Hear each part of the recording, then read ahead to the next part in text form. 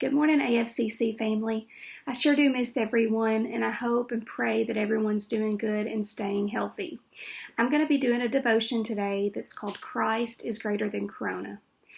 The Bible verses that are in this devotion comes from Ephesians 1:22, Romans 8:28, and Genesis 45:7-8. If this whole coronavirus seems like a curse, I hear you. Depending on the headlines that we read, the interruptions, cancellations, and social isolations are far from over, which means so many of our blessings may be MIA for months to come. Even after a week of my self-quarantine, I miss my church family, my friends, and my family. Do you feel the same way? There's a silver lining to this corona cloud. After all, we worship a God who has promised that this virus is underneath the complete control of Jesus and will be used for the good of God's church. That means even this virus must bow its knee and submit to Jesus.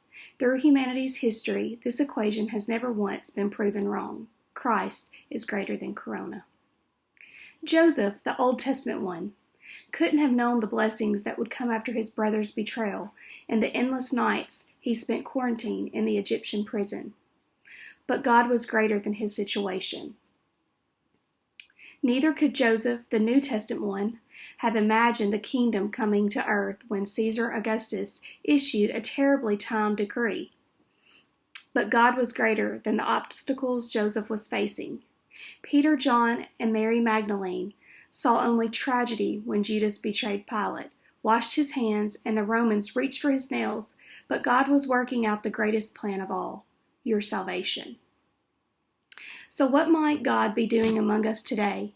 How could Christ be using this infection, every fear, every detour in our lives for his plans and purpose? How might he be doing the math among us? I can envision at least 10 blessings God could be giving us along this coronavirus-infected road.